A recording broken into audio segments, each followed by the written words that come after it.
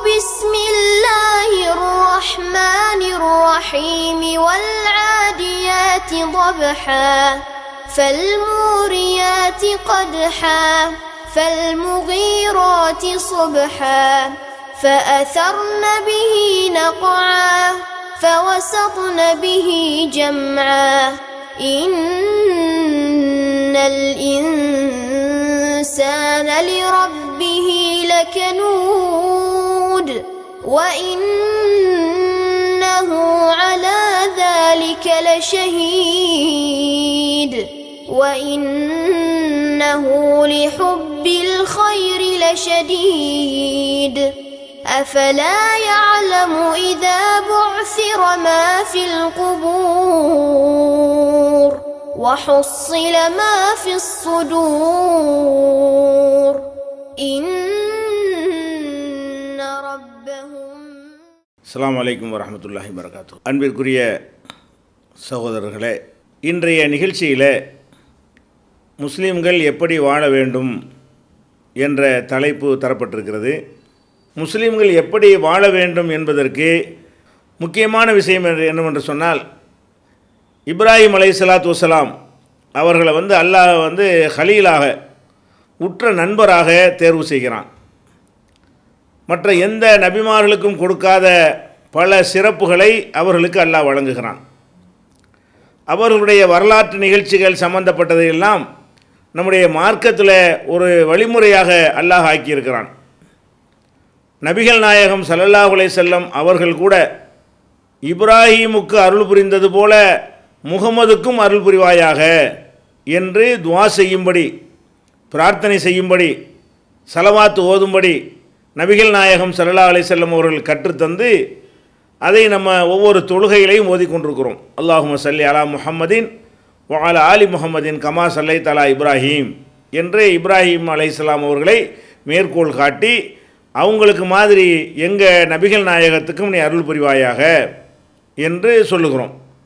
அந்த அளவுக்கு இப்ராஹிம் அலைஹிஸ்ஸலாத்து வஸ்ஸலாம் அவர்களுக்கு அல்லாஹ் ஒரு உயர்வான ஒரு தகுதியை கொடுத்திருந்தான்.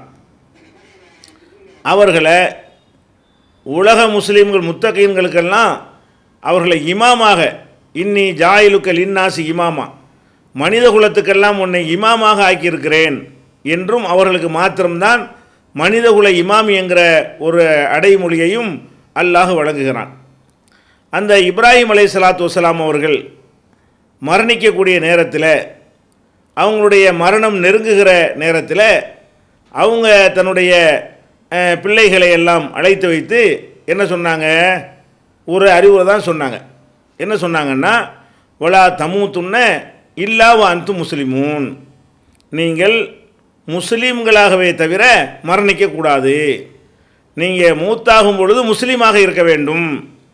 அவங்க சொன்ன அந்த வசியத்து என்னவென்று சொன்னால், இப்ராஹிம் அலைஹிஸ்ஸலாம் அவர்கள் சொன்ன வசியத்து, அவங்களுடைய மகன் இஸ்ஹாக் யாக்கூபுக்கு சொன்ன வசியத்து, யாக்கூப் நபி அவங்களுடைய மகன் யூசுஃபுக்கு சொன்ன வசியத்து, இப்படி ஒவ்வொரு நபிமார்களும் சங்கிலி தொடராக இந்த வசியத்தை செய்ததாக, இந்த உறுதிமொழியை வாங்கியதாக அல்லாஹ் திருக்குர்ஆனில் சொல்லி காட்டுகிறான்.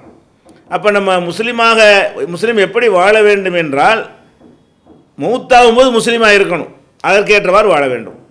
நம்ம முஸ்லீமாக வாழ்வது, முஸ்லீமாக இருப்பது என்றால் என்ன அர்த்தம்? நாம் மரணிக்கக்கூடிய நேரத்தில் முஸ்லீம்களாக மரணிக்க வேண்டும். ஏன் அப்படி மரணிக்கக்கூடிய நேரத்தில் முஸ்லீம்களாக மரணிக்க வேண்டும் என்று சொல்கிறோம்? ஒரு மனிதன் இந்த உலகத்தில் வாழும் பொழுது ஒரு 60 ஆண்டு வாழ்கிறான் என்று வைத்துக்கொள்வோம். 60 ஆண்டுகளில் ஒரு 15 வயதை கழித்து விடுவோம். பருவ வயசு அடைவதற்கு முன்னாடி உள்ள பருவத்தை கழித்து விடுவோம்.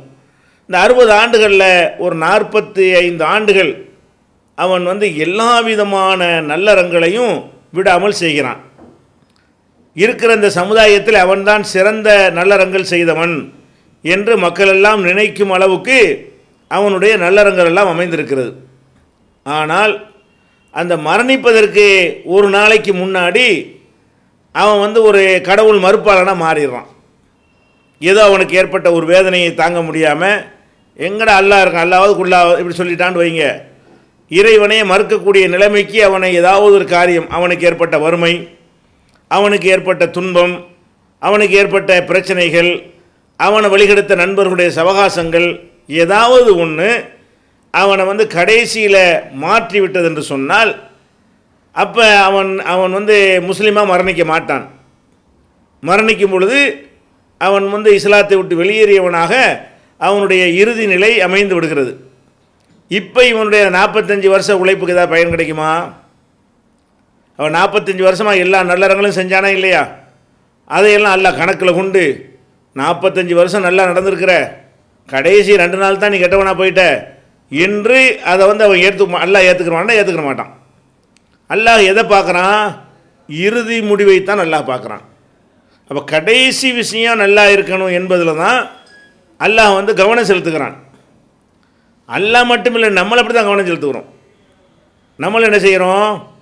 நம்ம இடத்துல ஒருவர் வந்து ஊழியராக பணியாற்றுகிறார், 25 வருஷம் பணியாற்றுகிறார். அவ்வளவு நேர்மையாக பொறுப்புணர்வோடு எந்த வேலையும் தட்டாமல் நமக்கு லாபம் சம்பாதித்து கொடுக்கக்கூடிய வகையில் அவ்வளவு அக்கறையோடவும் ஆர்வத்தோடவும் அவர் வந்து நம்ம இடத்துல உழைக்கிறார். அவர்கிட்ட எந்த ஒரு மோசடி, ஃப்ராடு, பித்தலாட்டம் எதையும் நம்ம காணவே இல்லை. இப்படி 20 ஆண்டுகள் உழைத்த ஒருத்தர் கடைசியில் அவருக்கு ஏதோ ஒரு 21வது வருஷத்தில் அவருடைய குடும்பத்தில் ஒரு தேவை, ஒரு பிரச்சனை, அல்லது ஷைத்தான் அவருக்கு ஆசை வார்த்தை காட்டி அவர் என்ன செய்கிறாரு? நம்முடைய நிறுவனத்தில் இருந்து ₹1,00,000 எடுத்து எடுத்துடுறாரு தெரியாதுன்னு நினைத்து கொண்டு. அவர் செய்யும்போது நம்ம பார்த்து விடுகிறோம். பார்த்தா என்ன செய்வோம்? 20 ஆண்டு உழைத்தார்னு பார்ப்போமா, இப்போ திருடினார் என்று பார்ப்போமா? இப்போ திருடின காரணத்தினால இதுக்கு முந்தையும் திருடி தான் இருப்பார் தான் நம்ம நினைப்போம். அப்போ இந்த ஒரு நாள் அன்றைக்கு தான் ஒரு முதல்ல அந்த தவறை செய்தால் கூட நம்முடைய மனசு என்ன சொல்லும் என்றால், கடைசியாக அவன் எப்படி நடந்தான், கடைசியாக நடந்தது சரியாக இல்லை என்று சொன்னால் ஆரம்பத்தில் உள்ள எல்லாமே மிஸ்டேக் என்று நம்ம என்ன செய்கிறோம்? நம்ம எடுத்துக்கொள்கிறோம். அல்லது ஆரம்பத்தில் எல்லாம் சரியாகவே இருக்குது என்று நம்ம எடுத்துக்கொண்டால் கூட இந்த கடைசி தவறை நம்ம மன்னிக்க தயாராக இல்லை, போன்னு சொல்லி விரட்டி விட்டு விடுவோம். அவனை அதற்கு பிறகு நம்ம வைத்துக்கொள்ள மாட்டோம். அப்போ வந்து இப்போ இதுதான் கடைசின்னு கூட சொல்ல இயலாது. மரணம் தான் கடைசி, இது கடைசி கிடையாது. இருந்தாலும் நம்மிடத்தில் உள்ள ஒரு காலத்தோடு ஒப்பிட்டு பார்த்து முதல் 20 வருடம் இது கடைசி 1 வருஷம் என்று பார்க்கும் பொழுது இந்த கடைசி 1 வருஷத்தில் அவன் ஆள் சரியில்லை என்று சொன்னால் அதைத்தான் நம்ம என்ன செய்வோம்? கணக்கில் எடுத்துக்கொள்வோம். இது நம்மளே செய்கிறோம். ஒரு பெண்ணு வந்து 25 வருஷம் கணவனுக்கு வந்து கற்பு நெறியோடு வாழ்ந்து விட்டு கடைசியில் ஒரு நாள் வந்து 25 வருஷத்துக்கு பிறகு ஒரு நாள் அவள் வந்து தவறிவிட்டதை கணவன் பார்த்து விட்டால் 25 வருஷம் நீ ஒழுங்காக இருந்தில்ல, அதனால் இந்த ஒரு தடவை போயிட்டு போன்னு சொல்லுவான். அவன் சொல்ல மாட்டான். அப்போ அந்த மனிதன் எப்படி பார்க்குறான்னு கேட்டால் எல்லா மனிதனுமே பார்க்குறான், இது வந்து லாஸ்ட்டு நல்லா இருக்கணும், கடைசி இது நல்லா இருக்கணும். கடைசி எதுன்னு தெரியாமல் இருந்து நம்ம இப்படி சொல்கிறோம். இது கடைசி கிடையாது. நம்ம எதை பார்க்குறோமோ அன்னைக்கு அதான் கடைசி, அதுதான் கடைசிங்கிறது. கடைசி எதை வச்சு சொல்கிறோம் என்றால் ஏற்கனவே உள்ள 20 வருஷம் பழசு, இன்றைக்கி தான் நம்ம பார்க்குறோங்கும் போது இதுதான் உலகத்திலே கடைசி என்று வைத்து கொண்டால் இது இவனுடைய கடைசி செயல். அப்போ கடைசி செயல் வந்து ஒருத்தனுக்கு சரியாக இல்லை என்று சொன்னால் அவனை வந்து உலகத்திலே யாருமே என்ன செய்ய மாட்டாங்க? ஏற்றுக்கொள்ள மாட்டார்கள்.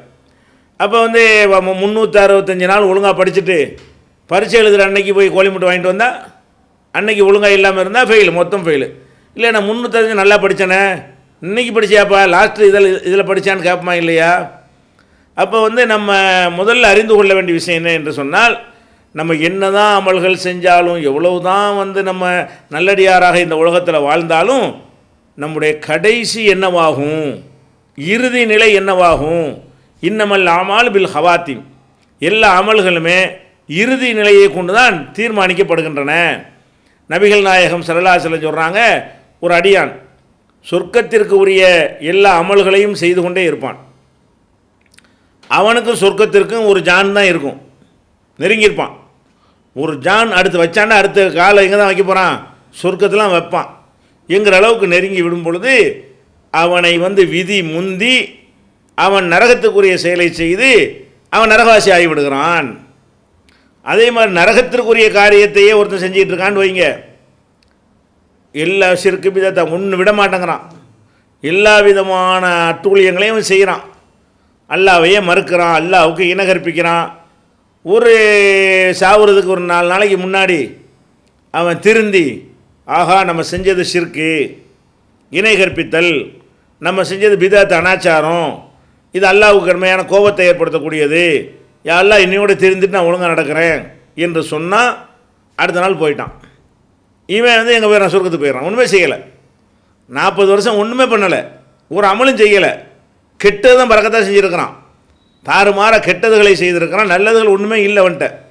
அப்போ இந்த மாதிரி இருந்த ஒரு மனிதன் வந்து கடைசி நிலை வந்து அவனுக்கு சரியில்லாமல் நல்லது ஆகிவிடுமையானால் அவன் எங்கே போயிடுறான், சொர்க்கவாசி ஆகிவிடுகிறான்.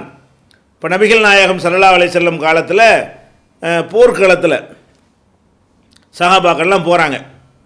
போர்க்களத்துக்கு எதுக்கு போகிறாங்க, உயிரை கொடுக்கறதுக்கு தான் போகிறாங்க. அப்போ உயிரை கொடுப்பதற்கு தியாகம் பண்ண போகிற ஆளுக்கு சாதாரண ஆட்களாக இருப்பாங்க.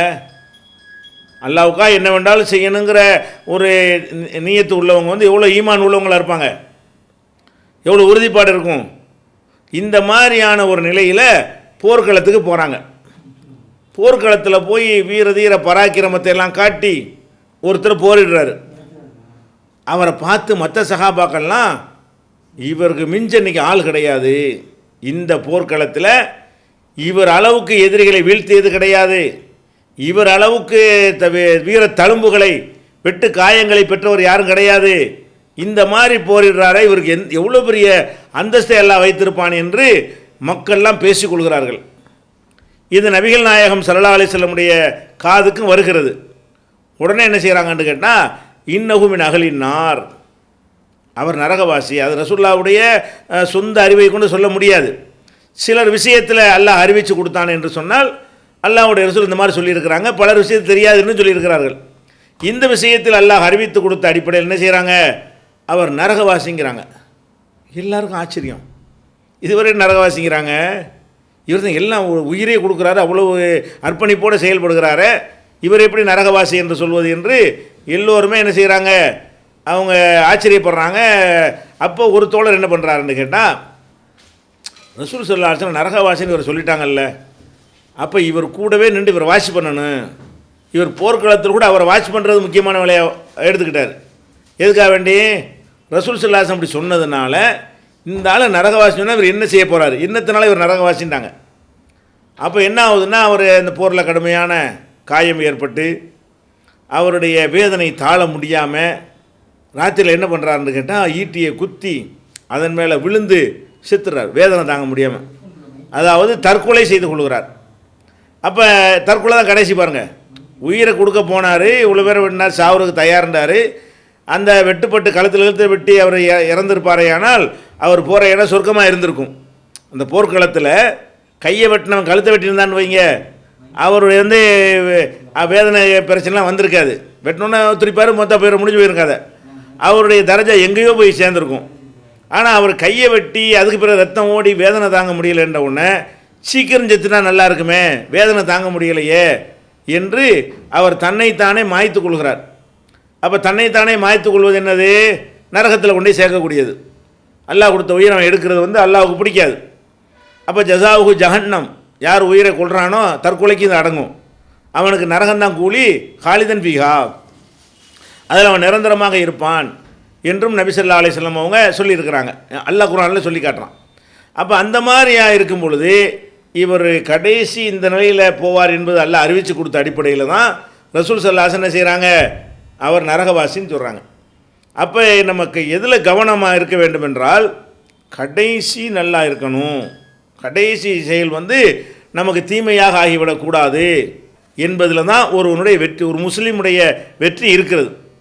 அதே மாதிரி இன்னொரு போர்க்களத்தில் கூட ரசூல் ஸல்லல்லாஹு அலைஹி வஸல்லம் அவங்க என்ன செய்கிறாங்க, ஒரு ஆள் வந்து எல்லாம் தியாகம் பண்ணி உயிரை கொடுத்துட்டார், அவரை பற்றி பேசும்போது அவர் நரகவாசிங்கிறாங்க. என்னடா நரகவாசிங்கிறாங்க, நல்லா தானே போர்லாம் இட்டார், உயிரே கொடுத்து விட்டார், இதை எதிர்பார்த்து வந்தார், அல்லாவுக்காக தானே வந்தார் என்று மக்கள்லாம் பேசிக்கிற பொழுது அவருடைய பொருள்களை சோதனை இடுகிறார்கள்.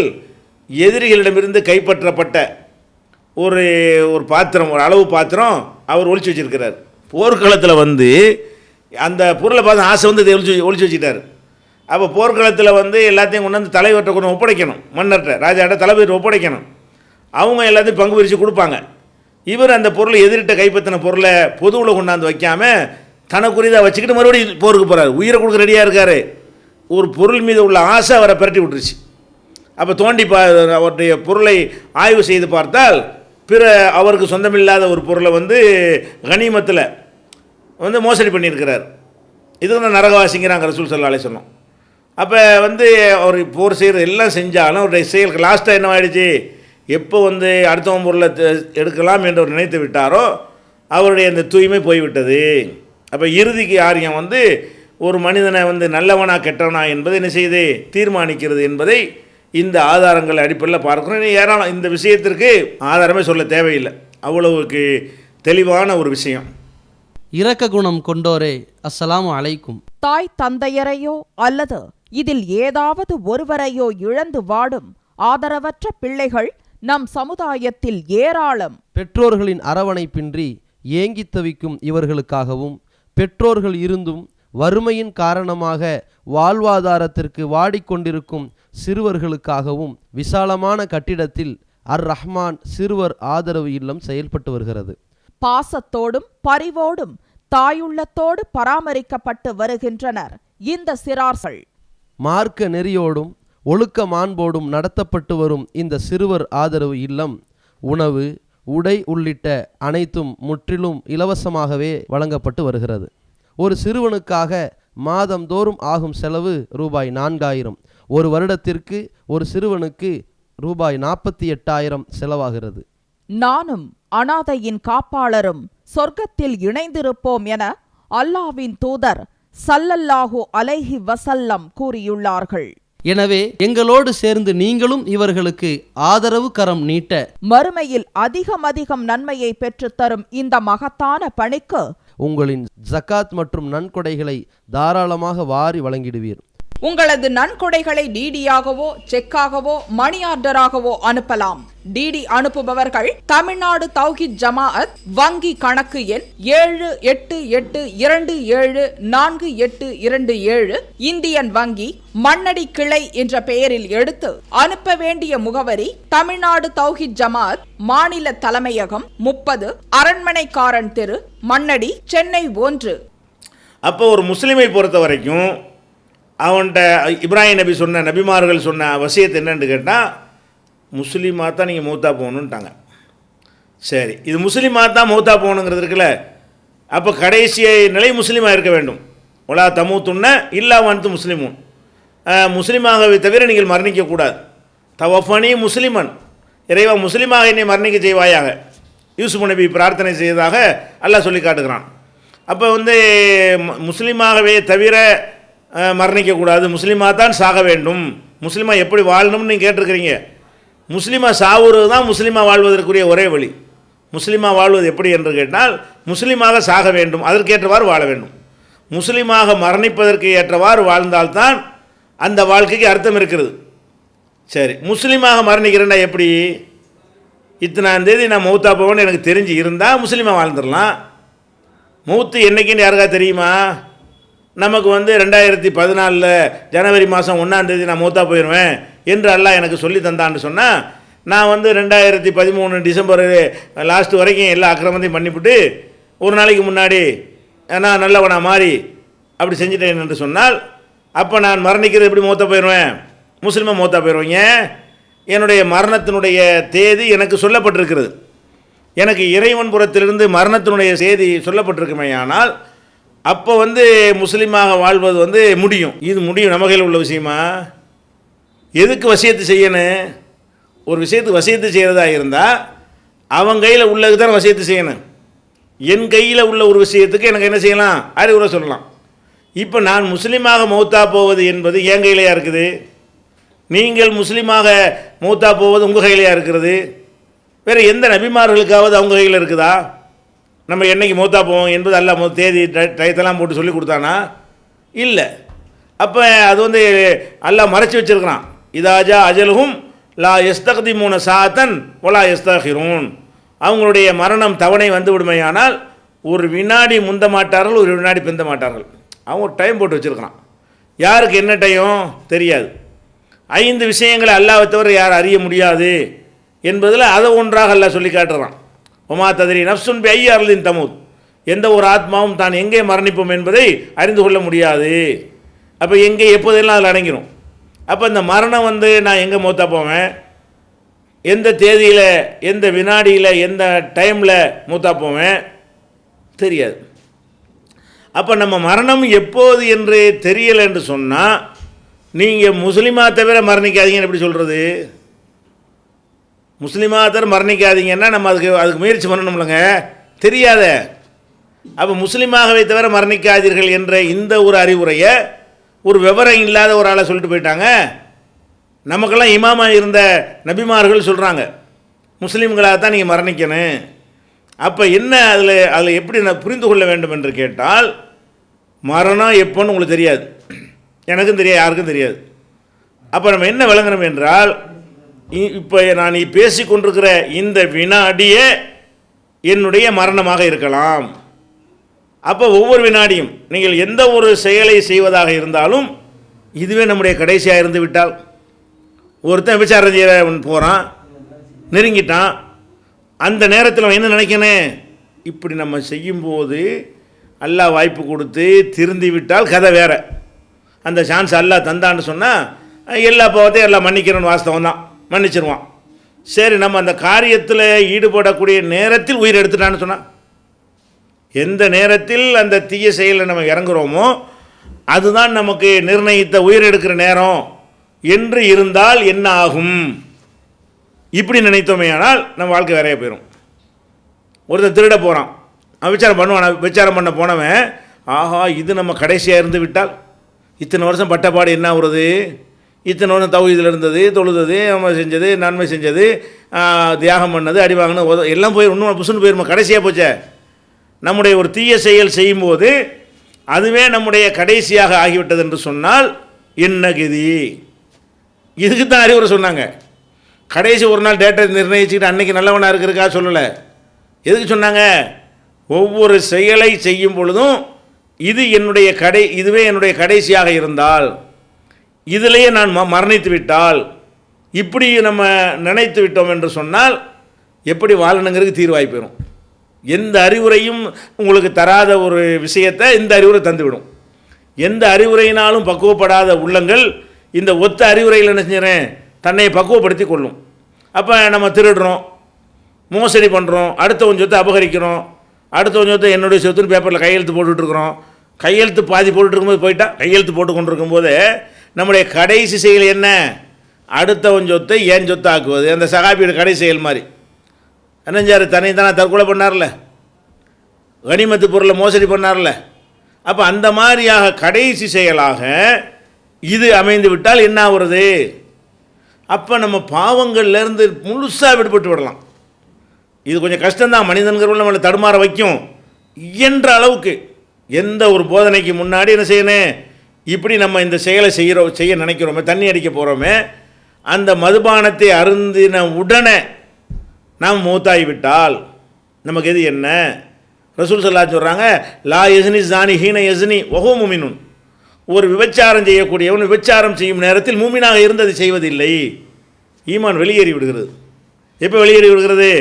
ஒரு தீய செயல் ஈடுபட்டிருக்கும் பொழுது அப்புறம் வந்துடும். தவற உணர்ந்து அழுது மன்னிப்பு கேட்டால் அந்த ஈமான் நமக்கு வந்து விட்டது, அல்லாஹ் பற்றி பயப்படுறோம், அதெல்லாம் ஓகே. அதெல்லாம் யாருக்கு வாழ்நாளே அல்லாஹ் கொடுத்து விட்டானோ அவனுக்கு கிடைக்கக்கூடிய ஒரு அருள், அல்லாஹ்வுடைய பேரருள். அது எனக்கு உண்டான எப்படி எனக்கு தெரியும், அது உங்களுக்கு உண்டான எப்படி தெரியும்? அப்போ ரசூல் ஸல்லல்லாஹு அலைஹி சொல்கிறாங்க, லா யஸ்ரிகு சாரிகு ஹீன யஸ்ரிகு வஹு முமினுன். ஒரு திருடக்கூடிய ஒருத்தன் திருடுகிற நேரத்தில் மூமினாக இருந்து திருடுவதில்லை. அவன் மூமினாக இருந்தாலும் எப்போ போய் அடுத்த பொருளை கையை வைக்கும் பொழுது அல்லாஹ்வுடைய நம்பிக்கை வந்துட்டு போயிடுச்சு, மர்மம் போயிடுச்சு, சொர்க்கம் போயிடுச்சு, நரகம் போயிடுச்சு, எல்லா இறை தூதர்கள் போதனை போயிடுச்சு, குர்ஆன் போய்விட்டது, ஹதீஸ் போய்விட்டது. எப்போ அடுத்தவன் பொருளை எடுக்கிறானோ எல்லாம் போய் விடுகிறது. அப்போ தான் அவனால் எடுக்க முடிகிறது. அப்போ திருடக்கூடியவன் திருடும்போது முமினாக இருக்க மாட்டான், விபச்சாரம் செய்கிறவன் விபச்சாரம் செய்யும்போது முமினாக இருக்க மாட்டான்னு சொல்கிறாங்களே. அப்போ நம்ம இதான் மரணிக்கிறது, மூமினா மரணிக்கிறங்க தான் வருது. அப்போ நம்ம என்ன நினைக்கணும், எந்த ஒரு செயலை செய்ய போனாலும் இது நம்முடைய கடைசியாக இருந்தால் என்ன, இதோட கதை முடிந்தால் என்ன, இதோட கதை முடிந்து விட்டால் நம்முடைய ஒட்டுமொத்த லைஃப்பும் போயிருமே. எதுக்காக மற்றவங்க மாதிரி சொகுசாக இல்லாமல் நம்ம முஸ்லீமை வாழ்ந்துக்கிட்டு இருக்கிறோம்? மற்றவங்க மாதிரி இல்லாமல் நம்ம எவ்வளோ சிரமங்களுக்கு மத்தியில் வந்து நேர்மையாளர்களாக ஓரளவுக்கு வாழ்ந்து கொண்டிருக்கிறோம். சிரமங்களுக்கு மத்தியில் வணக்க வழிபாடுகள்லாம் செய்து கொண்டிருக்கிறோம். மற்றவங்களுக்கு கிடைக்காத துன்பங்களையெல்லாம் நம்ம சுமந்து கொண்டு வாழ்ந்து எதுக்காக வேண்டி எப்படியாச்சும் மறுமையில் ஜெயிச்சிடணும், சொர்க்கத்துக்கு போயிடணும். அவளும் இப்போ போயிடும். இப்போ நம்முடைய தீமை செய்யும் பொழுது அதுவே நம்முடைய கடைசியாக இருக்குமே. ஆனால் அப்படி தானே கதை முடியும். அப்போ லாஸ்ட்டு என்ன செய்யணும், கரெக்டாக இருக்கணும், கடைசி நல்லா இருக்கணும் என்று சொன்னால் கடைசி இதுதான் என்று நமக்கு தெரியாத வரைக்கும் ஒவ்வொரு செயலும் இதுதான் கடைசி அப்படி நினைத்து நல்லது செய்யும் பொழுதும் கூட தொலைப்புறமா இதுவே கடைசி. இப்போ சந்தோஷம், யாரெல்லாம் இதுவே கடைசியாக இருந்தால் கடைசி செயல் என்ன விவாதத்தில் உயிர் போன மாதிரி ஆயிருமே. அது மாதிரி தான தர்மம் கொடுத்துக்கிட்டு இருக்கும்போதே என் உயிர் போய்விட்டால் அது என்னுடைய கடைசி நிலை நல்லதாகி விடுமே. இப்படி ஒவ்வொரு நல்ல காரியத்தை செய்யும் பொழுது, கெட்ட காரியத்துக்கு மாத்திரமல்ல, ஒவ்வொரு நல்ல காரியத்தை செய்யும் பொழுதும் இதுவே கடைசியாக இருந்தால் என்று நினைத்து செய்தோமையானால் அதில் இஹ்லாஸ் கூட சேர்ந்து வந்துடும்ல. அந்த இஹ்லாஸ் இல்லாமல் பெருமை கர்வம் எல்லாம் நல்லது செஞ்சுக்கிட்டு கெட்ட எண்ணம் கொடுத்து நாசமாக்கிட்டு இருக்கானா பார்க்குறோமா இல்லையா? நல்ல காரியத்தை செய்கிறான், செய்யும்பொழுது என்ன நினச்சிட்டு செய்கிறான், 4 பேர் பார்க்கணும், புகழணும், நம்மளை வந்து பாராட்டணும். இதை நினச்சிக்கிட்டே உயிர் தியாகம் பண்ணுனா, இதை நினச்சிக்கிட்டே தர்மம் பண்ணுனா தர்மத்துக்குள்ளேயே கிடைக்கும். நபிகள் நாயகம் ஸல்லல்லாஹு அலைஹி வஸல்லம் என்ன சொல்கிறாங்க, 3 நபர்களை வந்து அல்லாஹ் வந்து மறுமையில் விசாரிப்பான். 3 நபர்களை விசாரிக்கும் பொழுது என்ன விசாரிப்பான், ஒருத்தர் வந்து மார்க்க அறிஞர், அவரை கொண்டாந்து தெரிஞ்ச ஹதீஸ் தான், ஆனால் வேற ஒரு நோக்கத்திற்காக இதை நம்ம எடுத்து காட்டுக்கிறோம். அப்போ ஒரு ஆலிமையை கொண்டாந்து நிப்பாட்டி அல்லாஹ் கேட்பான், ஏப்பா உனக்கு நீ மார்க் அறிஞர் தானே, உனக்கு நல்ல அறிவையெல்லாம் கொடுத்தனே, என்ன செஞ்ச? அவர் என்ன செய்வார், நான் உனக்காண்டி மக்களுக்கு பிரச்சாரம் பண்ண செஞ்சேன் என்று அவர் செஞ்சதெல்லாம் சொல்லுவார். உண்மையிலே செஞ்சும் இருப்பார். இப்போ அல்லாஹ் பண்ணியிருப்பான், நீ செஞ்சது நெசந்தான், எனக்காக செஞ்சங்கிற அது பொய். நீ எதுக்காக செஞ்ச, இல்லையோ கால இன்னஹு காரி இவர் ஒரு அறிஞர் என்று 4 பேர் பேசணும் என்பதற்கு செய்தாய். நீ செஞ்சதெல்லாம் உண்மை, பிரச்சாரம் பண்ண, பயான் பண்ண, புஸ்தகம் எழுதுன, நோட்டீஸ் போட்ட, எல்லாம் செஞ்ச. எதுக்கு செஞ்ச, 4 பேர் பார்த்து அறிஞர்னு சொல்லணும்னு நினச்சி சொல்லிட்டாங்க. இங்கே ஒன்றும் கிடையாது. போ, எதை நினைத்து செய்தாயோ அது உனக்கு கிடைத்து விட்டது, தூக்கி எறிஞ்சிடறான் அல்ல. யாருக்கு, ஒரு மார்க்க அறிஞர் வந்து தன்னுடைய பிரச்சாரத்தின் மூலமாக எவ்வளோ பெரிய தரஜாவை அடையலாம். ஒரு ஆள் நேர்வழி காட்டினா அவர் நன்மை நமக்கு கிடைச்சிடும், 10 பேர் காட்டினா 10 பேர் நன்மை நமக்கு கிடைக்கும், 1000 பேருக்கு நேர்வழி காட்டினா 1000 பேர் நன்மை நமக்கு கிடைக்கும். இவ்வளவு வாரி வாரி சுருட்டக்கூடிய ஒரு அமலை செய்த ஒருத்தன் அல்லாஹ் கொண்டு செய்யாமல் 4 பேர் பார்த்து மெச்சனுங்கிறதுக்காக செஞ்சான்னு சொன்னால் அது அப்படியே டோட்டல் லாஸ், கம்ப்ளீட் நஷ்டமாகிவிடுகிறது. அதே மாதிரி 2வது வந்து ஒரு உயிர் தியாகி, அவரை கொண்டு வந்து அல்லாஹ் கேட்பான், ஏப்பா உனக்கு நல்ல ஆரோக்கியத்தை கொடுத்தனே, இளமையை கொடுத்தனே, நீ என்ன செஞ்ச? நான் தான் உயிரை உனக்காண்டி கொடுத்துட்டனே. நீ உயிரை கொடுத்த, எனக்காண்டி கொடுத்தியா? எல்லாரும் வீரன்னு சொல்லுவதற்காக தானே நீ கொடுத்த. இழுத்துட்டு போங்க நரகத்தை. செஞ்சது உசுரை கொடுக்குற வேலை, கிடைக்கிறது நரகம். இவனை இழுத்து கொண்டு போங்க நரகத்திற்கு நல்லா சொல்லிடுவான். எதனால் இப்படி வந்துச்சு? நீ உயிரை கொடுக்க போகும்போது, உயிர் கொடுக்குறது சாதாரண விஷயம் கிடையாது, பெரிய விஷயந்தான். போகும்போது என்ன பண்ணுறான்னு கேட்டால், நம்ம போய் அடிச்சு தான் போய்ட்டு செத்துட்டோன்னு வைங்க, நம்மளை பற்றி தான் எல்லோரும் பேசிகிட்டு இருப்பாங்க, ஒரு 10 வருஷத்துக்கு நம்மளை பற்றி பேசிகிட்டு இருப்பாங்க நினச்சிட்டு போனான்னு வைங்க. அப்போ கிடச்சி போச்சு உனக்கு எல்லாம், இப்போ 10 வருஷம் பேசிட்டாங்க ஓடுன்னு சொல்லி எல்லாம் விரட்டிடுவான். அதுக்கடுத்து ஏதோ தனவந்தர் செல்வந்தரை கொண்டாந்து நிப்பாட்டுவான். நீ என்னப்பா உனக்கு நிறைய காசு பணம் கொடுத்தனே, என்ன பண்ண? நான் தான் அள்ளி கொடுத்தனே. அள்ளி கொடுத்துருப்பான், அது உண்மை, அள்ளிலாம் கொடுத்துருப்பான். அள்ளி கொடுத்தாலும் அவன் எப்படி சொல்லி என்ன நினச்சி கொடுத்துருக்குறான், நம்ம கொடுத்தோம்னா வள்ளல், குடை வள்ளல்னு சொல்லுவாங்க, அது தானே செஞ்ச குடை வள்ளல் எல்லோரும் சொல்லிட்டாங்க, இப்போ இவனை எழுத்துட்டு போங்கன்றான். அப்போ செஞ்சது வந்து நல்ல காரியங்கள், பெரிய பெரிய தர்ஜாவை பெற்றுத்தரக்கூடிய காரியங்கள், அதெல்லாம் டோட்டல் லாஸ். எதனால்? அல்லாஹ்வுக்குன்னு செய்கிற விஷயத்தை வந்து மனுஷனுக்கு முகஸ்துதிக்கு, பெருமைக்கு. அப்போ அதுதான் கடைசி செயல் நினச்சா வந்திருக்குமா? இப்போ நல்ல காரியம் கூட லாஸ் ஆகிறது எதனாலன்னு கேட்டால், அடுத்தடுத்து வாழ்க்கை இருக்குதுல்ல, அதனால தான் லாஸ் ஆகிட்டு இருக்கிறது. அப்போ நம்ம ஒரு தர்மம் செய்யும் பொழுது இதுதான் கடைசியாக இருந்தால் இப்படின்னு மனசில் வச்சு பாருங்கள். அவன் பார்க்குறான் இவன் பார்க்குறான்னு வருமா? முகஸ்துதி வருமா? பிறர் மெச்சனுன்ற ஒரு கவனமாச்சு வருமா? அப்போ கடைசிக்கார அம்மாடி சுத்தமாக இருக்கணும், கலப்படம் இல்லாமல் இருக்கணும், எல்லாம் ஏற்றுக்கிற மாதிரி இருக்கணும், இதோட மூத்தாவே நம்ம என்ன பண்ணுறது அப்படின்னு நினைத்து கொண்டு, நம்முடைய கடைசியாக நினைத்து கொண்டு நீங்கள் தர்மம் செய்து பாருங்கள். இரக்க குணம் கொண்டோரே, அஸ்ஸலாமு அலைக்கும். தாய் தந்தையரையோ அல்லது இதில் ஏதாவது ஒருவரையோ இழந்து வாடும் ஆதரவற்ற பிள்ளைகள் நம் சமுதாயத்தில் ஏராளம் ஏராளம். பெற்றோர்களின் அரவணைப்பிற்கு ஏங்கி தவிக்கும் இவர்களுக்காகவும், பெற்றோர்கள் இருந்தும் வறுமையின் காரணமாக வாழ்வாதாரத்திற்கு வாடிக்கொண்டிருக்கும் சிறுவர் சிறுமிகளுக்காகவும் விசாலமான கட்டிடத்தில் அர்-ரஹ்மான் ஆதரவு இல்லம் செயல்பட்டு வருகின்றது. பாசத்தோடும் பரிவோடும் தாயுள்ளத்தோடும் பராமரிக்கப்பட்டு வருகின்றனர் இந்த சிறுமியர்கள்.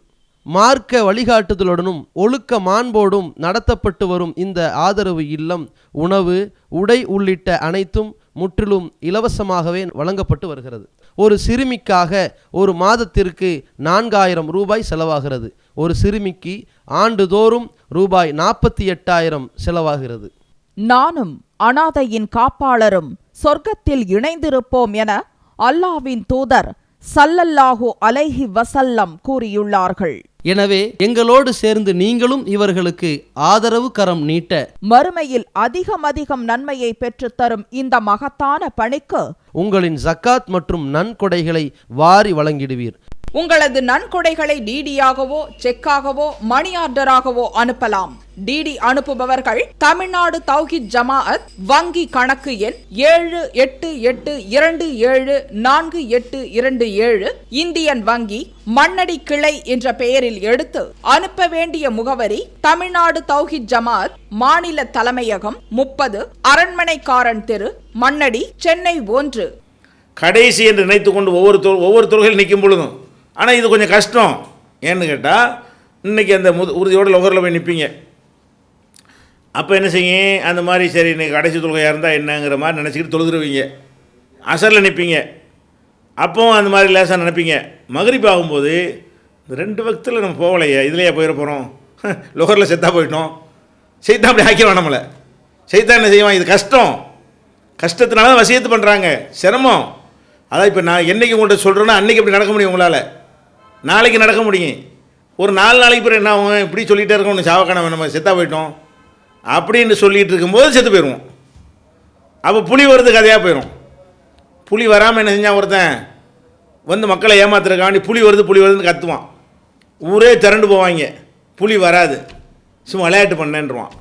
2வது நாள் வந்து புலி வருதுமா, எல்லாம் ஓடி போவாங்க, புலி வராது. 3வது நாள் வந்து கத்துவான், அது நிஜமாக புலி வந்திருக்கும். ஐயா புலி வருதுமா, அட இவனுக்கு தான்ட வேலை. அப்புறம் போய் பார்த்தா அவனை கடித்து தின்று குதறி போட்டு போயிருக்கும் புலி. அப்போ நம்ம அந்த புலி வருது கதையாக என்ன ஆயிரும்னு கேட்டால், நம்ம வந்து இது கஷ்டம்தான், ஒரு சிரமம் தான் கொஞ்சம், ஆனால் நம்ம பாடுபடணும். இப்படி செய்தான் இப்படி பண்ணுவாங்கிறது விளங்கி நம்ம இதான் கடைசின்னு நினைக்க விட மாட்டாங்க. அதான் பேசி அதெல்லாம் எல்லாம் அடங்கியிருக்கிறது. இதான் கடைசின்னு இவன் நினச்சிட்டான்னு சொன்னால் ஜெயிச்சிருவான். இதான் கடைசி அமல் என்ற நினைப்பு அவனுக்கு ஆழமாக பதிந்து விட்டால் இவன் வந்து மறுமையில் வெற்றி பெற்று விடுவான், விடக்கூடாது என்பதற்காக ஷைத்தான் வந்து இதில் தான் உங்களை வீழ்த்தறக்கும் எல்லா விதமான முயற்சியும் பண்ணுவான். அதில் நம்ம ஜெயித்து விட்டால் 1-2 நேரத்தில் அப்படி இல்லாமல் இருந்தால் கூட ஒரு 70-65% காரியங்களில் நம்ம ஜெயிச்சு விட்டோமே. ஆனால் 65% நல்ல முடிவாவதற்கு வாய்ப்பாகி விடுகிறது, நம்முடைய செயல் நல்லதாக அமைவதற்கு வாய்ப்பாகி விடுகிறது. 65% தீமைகள்லேருந்து தப்பிக்கிறதுக்கு என்னவாகிறது, குறைவாக செய்யணும். குறைஞ்சபட்சம் இப்படி 100 தடவை உள்ளதுக்கு பதிலாக 100 தடவை போய் உழுந்து நாசமாயிச்சா, தப்பு செய்கிறத விட ஒரு 70 தடவை இதை நினச்சி விடுபட்டீங்கன்னு வைங்க, 30 தப்பு தானே வரேன். அப்படி மௌத்தா போனால் கூட நான் நம்பர் குறைஞ்சி போய்தான் இல்லையா. அந்த எண்ணத்தினால உங்களுடைய கடைசி வரைக்கும் உங்களுக்கு கடைப்பிடிக்காமல் போனால் கூட இயன்றவரை கடைப்பிடிச்சிருக்கலையே. ஆனால் 100 தவறு நம்மள்கிட்ட ஏற்படுவதற்கு பதிலாக 80 தவறில் தப்பிச்சிருவோம். ஒரு 20 தடவை செய்த நம்மளை ஜெயிச்சு அந்த தவறை செய்ய வச்சுட்டா கூட 20 தானே, 100க்கு 20 கம்மி தானே, 80% குறைஞ்சி போச்சா இல்லையா. அப்போ அந்த மாதிரியான நன்மைகளாவது ஏற்படும். அதனால் என்ன, நபிமார்கள் செஞ்ச வசியத்து எல்லாமே அர்த்தமற்ற வசியத்து கிடையாது. முஸ்லீம்களாகவே தவிர நீங்கள் மரணிக்கக்கூடாது என்றால், எந்த வினாடியும் மரணம் வரும், முஸ்லீமாக மூத்தா போகணும், முஸ்லீமாக தான் நம்ம சாகணும், மூத்து இப்போ வந்தால் நாளைக்கு வந்துடும் என்பதற்கு ஏற்றவாறு நம்ம என்ன செய்யணும், ஒவ்வொரு செயலையும் நீங்கள் அமைத்து பாருங்கள். எந்த காரியத்தை, குடும்பத்தில் பிரச்சனை வருதா, பொண்டாட்டி அடிக்கிறீங்களா, இது கடைசியாக இருந்தால் குடும்பம் அமைதியாக இருக்கும். பொண்டாட்டிக்காரி இந்த மாதிரி எதிர்த்து பேசுகிறாளா, அந்த நேரத்தை அவர் நினச்சி பார்க்கணும், ஆக இது நம்ம கடைசியாக இருந்தால் கணவனுக்கு மனைவி துரோகம் செய்கிறாளா, மனைவிக்கு கணவன் துரோகம் செய்கிறானா, ரெண்டு பேருமே இது கடைசி என்று நினைத்தால், இப்படியும் மூத்தாகிவிட்டால், இந்த மாதிரி நிலையிலேயே நம்முடைய மரணம் வந்துவிட்டால், இப்படி நினைத்து பாருங்கள், உலகத்துலேயும் நிம்மதி, மறுமையிலையும் நிம்மதி. உலகத்துலையும் நீங்கள் திருடாமல் நல்லவனை வாழ்ந்த உலகத்தில் நிம்மதி தானே. விபச்சாரம் பண்ணாமல் இருந்தால் ஆரோக்கியத்துக்கு நல்லது தானே. மோசடி பண்ணாமல் இருந்தால் அது கூட உலகத்துக்கு நல்லது தானே. அப்போ இந்த மாதிரி நான் எப்போ வேணாலும் நமக்கு மரணம் வந்து வரும், இதுதான் நம்ம கடைசியாக இருக்கும் என்று நினைத்து நினைத்து நம்முடைய வாழ்க்கையை நம்ம பக்குவப்படுத்தி கொண்டோமையானால் அது துன்யாவுலையும் நமக்கு இல்லறத்தில் சந்தோஷம் கிடைக்கும், பிள்ளை குட்டிகள் மூலம் சந்தோஷம் கிடைக்கும், வர்ற வருமானத்தில் சந்தோஷம் கிடைக்கும், எல்லாமே ஒரு மகிழ்ச்சி ததும்பி வழியக்கூடிய வாழ்க்கையாக அமைந்துருமா இல்லையா? அப்போ துன்யாவுலையும் நல்லா அமைந்து ஆகிறது நல்லா அமைகிறது. அதுக்கு தான் என்ன செஞ்சாங்க, லா தமூத்துன்ன இல்லா வந்து முஸ்லிமூன், முஸ்லீம்களாகவே தவிர நீங்கள் என்ன செய்யக்கூடாது, மரணித்து விடக்கூடாது. சாவும்போது முஸ்லீமாக இருக்கணுங்கிறத என்ன செய்யுங்க, எப்போதும் கவனத்தில் வைத்து கொள்ளுங்கள். அதுக்கு அர்த்தம் என்னன்னு கேட்டால், எப்போது சாவும் என்று தெரியாத காரணத்தினால் எந்த வினாடியும் என்னுடைய மரணமாக இருக்கும் என்பதை யாபத்தில் வைத்துக் கொள்ளுங்கள். இதுதான் இந்த போதனைக்கு, இந்த அறிவுரைக்கு சரியான ஒரு அர்த்தம். இது போக இன்னொரு விதத்திலும் நம்ம இந்த போதனையை கடைப்பிடிக்கணும். ஒன்று இப்படியே ஒன்றையும் நம்ம என்ன செய்யணும், கடைசி நினைத்து கொண்டு இருக்க வேண்டும். அது போக ரப்புல் ஆலமீன்ட்ட முறையிட்டு கொண்டும் இருக்க வேண்டும். ரப்புல் ஆலமீன்ட்ட நம்ம கையில் ஒன்றும் இல்லை தானே, நம்ம எத்தனையோ துவாக்கள் செய்கிறோம். அதான் நான் சாவும்போது முஸ்லீமாக சாவைப்பாயான்னு துவா செஞ்சுருக்கிறோமா அதிக அளவில். என்னுடைய கடைசி கரெக்டாக இருக்கிறதுக்கு நீ அருள் புரிவாயான்னு கேட்டிருக்கிறோமா? யூசுப் நபி கேட்டாங்கல்ல, தவஃபனி முஸ்லிமன், யாரெல்லாம் முஸ்லீமாக என்னை மௌத்தாக்கு. உலகத்தில் அதுதானே அவர் கேட்கல, இடையில முன்ன பின்ன இருந்தால் அது தொலைஞ்சிட்டு போகுது, லாஸ்ட்டாக கரெக்டாக்கி வை. யூசுப் நபி என்ன கேட்குறாங்க, தவஃபனி முஸ்லிமன், என்னை முஸ்லீமாக மரணிக்க செய்வாயாக. அப்போ இது ஏன் அவங்க கேட்குறாங்கன்னு கேட்டால், நம்ம என்ன தான் அப்படி இருக்க நினைத்தாலும் நம்மை சைத்தான் என்ன செய்வான், ஜெயிக்கிறதுக்கு வாய்ப்பு இருக்கிறது. எப்போ வேண்டாலும் மரணம் வந்துவிடும் என்ற எண்ணத்தை நம்மளை வர விடாமல் அவன் தடுப்பதற்கு வாய்ப்பு இருக்கிறது. அவனுடைய வலையிலே விழுந்து நம்ம தோற்று போவதற்கு வாய்ப்பு இருக்கிறது. அப்படி வரக்கூடாது என்று சொன்னால் பெரிய இடத்துல பெட்டிஷனை போட்டு விட வேண்டியது, பெரிய இடத்தில் மனு போட்டு விட வேண்டும். இறைவா, லாஸ்ட்டு என்னங்கிற எனக்கு தெரியாது, அமைச்சு கொடுக்குற நீ தான். போர்க்குளத்துக்கு போனாலே நினைஞ்சிடுற, இந்த மாதிரிலாம் நரகவாசி ஆக்கி விட்டுற. அதே நேரத்தில் ரசூல்லாவை கொல்ல வந்தாலும் முஸ்லீமாக ஆக்கி விட்டுற. அப்போ நீ தான் நாடியவர்களுக்கு நேர்வழி காட்டுகிறாய், நாடியவர்களை வழிகேட்டில் விட்டு விடுகிறாய், உன் கையில் தான் இருக்குது. இப்போ எதுக்கில் ஹைர், எல்லா நன்மையும் உன் கையில் இருக்கல்ல என்று சொல்லி நம்ம துவாக்கள் மூலமாக அல்லாட்ட என்ன செய்யணும், ஒவ்வொரு நேரத்துடைய துவாக்கள்லையும் இது இப்ராஹிம் நபி செஞ்ச வசியத்தின் அடிப்படையிலையும், அந்த வசியத்தை அவங்களுடைய பேரன் யூசுப் நபி அவர்கள் கடைப்பிடித்த அடிப்படையிலையும் நம்ம என்ன செய்ய வேண்டும் என்றால், தவஃபனி முஸ்லிமன், அல்லாஹ் என்னை முஸ்லீமாக மரணிக்க செய், கடைசி கரெக்டாக ஆக்கி வச்சிரு என்று கேட்டுக்கொண்டு வந்தோமையானால், நம்மளை மீறி அப்படி முன்ன பின்ன சைத்தான் நம்மளை மறக்கடிக்க வச்சிட்டால் கூட அந்த கடைசி நேரத்தை அல்லாஹ்வுடைய அருளால் நல்லது செய்யும்போது அல்லது கெட்டது செய்யாமல் இருக்கும்போது நம்மளை அல்லாஹ் தூக்கிடுவோம். அப்படியே ஈமானை இழக்காமல், நம்பிக்கையை குறைக்காமல், நம்மளை ஒரு நல்லவனாக இருக்கிறான் என்ற ஒரு நிலையை உண்டாக்கி நம்முடைய உயிரை அல்லாஹ் என்ன செய்வான், கையில் எடுத்துக்கொள்வான். அப்போ ரப்புல் ஆலமீன்ட்ட இதான் முஸ்லீமாகவே தவிர மரணிக்காதீர்கள் என்று சொன்னால், அங்கே அவன் தான் கையில் வச்சுருக்கிறான். எல்லா கண்ட்ரோலும் யார்கிட்ட இருக்குது, அவங்ககிட்ட எத்தவப்போ லம்பு சஹீர மோத்தியா, மரணிக்கும் பொழுது அல்லாஹ் தான் என்ன செய்கிறான், அவன் கையில் கை எடுத்துக்கொள்கிறான். ஒல்லத்தி லம்த முத்துபி மனாமிகா, தூங்கும்போது கூட என் கையில் உயிரெல்லாம் எடுத்து வச்சுக்கிறாங்கிறான். அப்போ எல்லா உயிர்களும் அவனுடைய கண்ட்ரோலில் இருக்கக்கூடிய நேரத்தில், இறைவா நான் எப்போ மூத்தா போகிறேன்னு உனக்கு தான் தெரியும், நீ தான் ப்ரோக்ராம் பண்ணி வச்சுருக்கிற, உன்னுடைய ப்ரோக்ராம் படி தான் நான் மரணிக்க இருக்கிறேன், எனக்கு கடைசி விஷயத்தை நல்லா ஒரு மாதிரி செஞ்சு வச்சிரு என்று இறைவனிடத்தில் நம்ம முறையிட்டோமையானால், அது ஒரு நபிமார்கள் செஞ்சார்கள் என்று அல்லாஹ் குர்ஆனில் சொல்கிற காரணத்தினால, ஒரு நபி சொன்னது குர்ஆனில் இதுக்கெல்லாம் சொல்லி காட்டுறான், நம்மளும் செய்கிறதுக்கு தானே சொல்லி காட்டுறான். நபிமார்கள் செய்த துவாக்கள் பிரார்த்தனைகளை எல்லாம் அல்லாஹ் நமக்கு எடுத்து காட்டுவது எதற்காக வேண்டிதான், நீங்களும் இந்த மாதிரியான ஒரு எண்ணங்களை உங்களுக்குள்ளே வளர்த்து கொள்ளுங்கள் என்பதற்காகத்தான் அல்லாஹ் செய்கிறான். அப்போ அந்த அடிப்படையில் அல்லாஹ்விடத்தில் நீங்கள் அதிகமாக என்ன கேட்க வேண்டும், இறைவா எங்களை கடைசியில் இறுதி நிலையை நல்லதாக ஆக்கி வைத்து விடு, மௌத்தாகும்போது முஸ்லீமாக மரணிக்க செய், நல்லவனாக மௌத்தாக்க செய், கெட்டவனாக மௌத்தாக்கி விட்டுறாதே என்று இது நமக்கு இதான் கடைசி செயல் நினைக்கிறது நம்ம செய்யக்கூடிய முயற்சி. அது போக வந்து பெரிய இடத்துல என்ன செய்யணும், ஒரு பெட்டிஷனையும் போட்டு விடணும், இந்த வாய்ப்பை நீ தான் தரணும் அல்லாண்டு. அப்போ அல்லாஹ் என்ன செய்வான், அவனுடைய கருணையை கொண்டு தானே. நம்ம சொர்க்கத்துக்கு போகிறது நரகத்துக்கு போகிறதெல்லாம் நம்முடைய அமலை கொண்டா கிடையாது. நம்ம அமலுக்கு ஒரு கணக்கு பண்ணி கூலி கொடுக்குறா என்ன கொடுத்துடலாம். அப்படி ஒரு நாளைக்கு தொழுவுறதுக்கு மொத்தமாக எவ்வளோ நேரம் ஆக போகுது, 25 நிமிஷம் ஆக போகுது. நல்லா நீட்டி முளைக்கு தொழுவுனா ஒரு 50 நிமிஷம் ஆக போகுது. ஒரு நாளைக்கு 50 நிமிஷம்னா ஒரு வருஷத்துக்கு எத்தனை மணி நேரம் உழைக்க போகிறோம். அது ரொம்ப சின்ன அளவுக்குள்ள வாழ்க்கை தான். 25 வருஷம் நம்ம உழைச்சோம்னு சொன்னால் ஒரு வருஷம் தொழுதுருப்போம், அவ்வளோதான். 25 வருஷம் உழைச்சோம் வாழ்ந்தோம் என்று சொன்னால் தொழுகைக்குன்னு ஒதுக்கின நேரம் என்னவாக இருக்கும், 25 வருஷத்தில் ஒரு வருஷமாக இருக்கும். அப்போ ஒரு வருஷத்துக்கு என்ன சம்பளம் கொடுக்குறது, அதே எல்லாம் தரப்போகிறான். எங்கே மாளிகைங்கிறான், தோட்டங்கிறான், துறவுங்கிறான், ஒவ்வொரு சொர்க்கமும் வானமும் விட பெருசுங்கிறான். அப்போ நமக்கு நம்ம அமல்களுக்கு தகுந்தவாறு அல்லாஹ் தர்றான் இல்லை, அவனுடைய கருணைக்கு தகுந்தவாறு தர்றான். அல்லாஹ்வுடைய அருளை கொண்டு தான் நம்ம என்ன செய்கிறோம், சொர்க்கத்துக்கு போய்கிட்டு இருக்கிறோம். அப்போ வந்து ரசூலுல்லாஹி ஸல்லல்லாஹு அலைஹி வஸல்லம் கூட ஒரு தடவை சொன்னாங்க, லை யுத்ஹில் அஹதக்கும் அமலுல் ஜன்னா, உங்களில் எந்த ஒரு மனிதனையும் அவனுடைய அமல் சொர்க்கத்தில் சேர்க்காது. ரசூலுல்லாஹி ஸல்லல்லாஹு அலைஹி வஸல்லம் சொல்கிறாங்க, அவனுடைய அமல் மட்டும் நம்ம கன்ஃபார்முங்க.